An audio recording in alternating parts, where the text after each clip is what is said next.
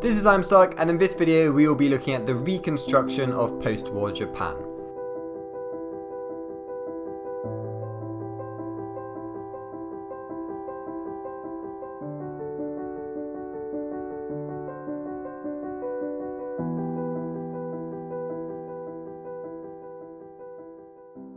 So after the Japanese surrendered on August the 14th, 1945, the USA took sole occupation of the country, and the man who was in charge to help rebuild Japan was General Douglas MacArthur, and he was the supreme commander for the Allied powers. Now, although Britain, the USSR and China did have an advisory role in the Allied Council, MacArthur and the US always had the final say. And with this final say, they introduced the reverse course towards Japan in 1947. And this meant that instead of punishing the nation with large amounts of reparations after their defeat, the US would focus on establishing a strong economy and developing a democratic nation.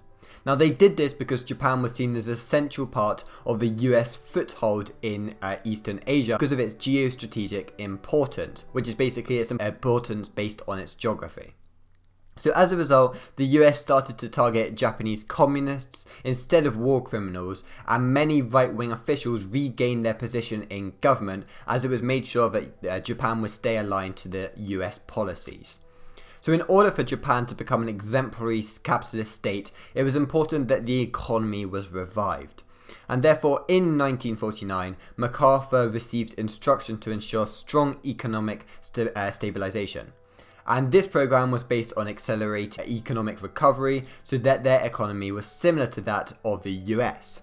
And they did this in a few ways, and one of them was by breaking up the large businesses who had significant control over the economy, and this would create this free market capitalist system. Furthermore, Joseph Dodge, who was a Detroit banker, was appointed as the economic advisor to the SCAP, which is the supreme commander for the Allied powers. And he worked with Ikeda, who was the Japanese finance minister and the future prime minister of Japan, and to create this super balanced budget. And a super balanced budget means that the government income and expenditures were closely monitored so that the expenditures were no greater than the revenue. And the US hoped that this would minimize borrowing and create a surplus of $4 million. And then this surplus would be able to use as an extra economic cushion. And despite initial levels of increased unemployment due to business closures and fears of a serious recession, the so-called Dodge Line was able to prevent inflation, and when the Korean War came along in 1950, the Japanese were also required to increase production for the US troops, so this further bettered their economy. Now, Japan also wanted to become an active member in trade, and the US told them to join GATT, which was General Agreement on Tariffs and Trade. And GATT was created with the UN after World War II, and it managed international trade whilst minimizing tariffs. And tariffs is tax to be paid on imports and exports.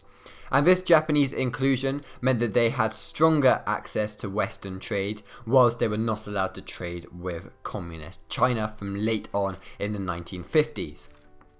So the other part of what they had to do is Japan's rearmament. And with the threat of Korea, MacArthur ordered the Japanese to establish a national police reserve of 75,000 men. And this would be used for defensive purposes and would be trained by the US military advisors.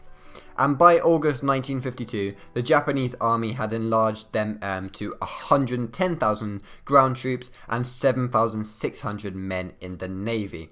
And this was known as the National Safety Agency.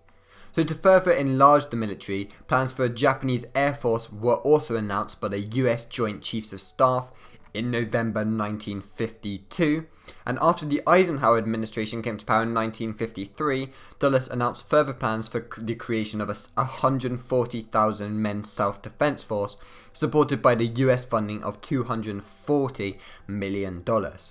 However, despite its economic value, there were some problems with rearmament, as it did create some instability due to different attitudes concerning rearmament in Japan.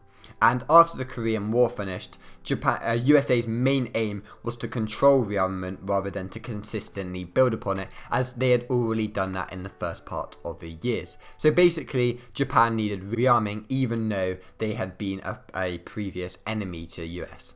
So why were Japan so important to America?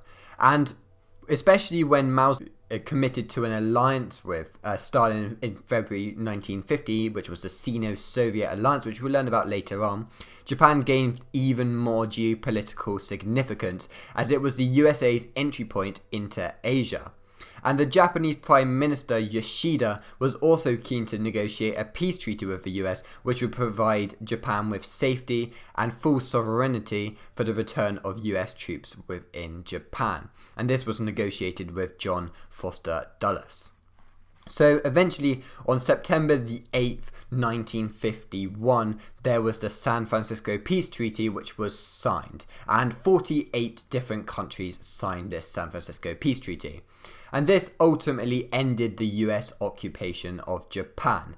However, there were many limitations to the treaty, as it didn't restrict Japanese economy or their rearmament, it didn't identify Japanese responsibility for the war, and it didn't impose reparations for states occupied by Japan during the war. However, the treaty did recognise the sovereignty of the Japanese and forced Japan to renounce any claims to a wide range of neighbouring countries such as Korea, Taiwan and the Kuril Islands. Now, of these allied powers, it was only the Soviet Union who refused to sign the agreement, and the People's Republic of China didn't sign the agreement as well, as they were not invited. Now, in return for the treaty, Japan was required to sign a bilateral security agreement with the US known as the US-Japan Security Treaty.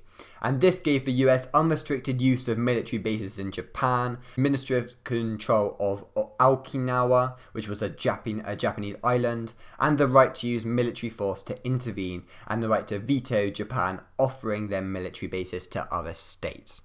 So thank you for watching this video, and I'll see you soon. Bye.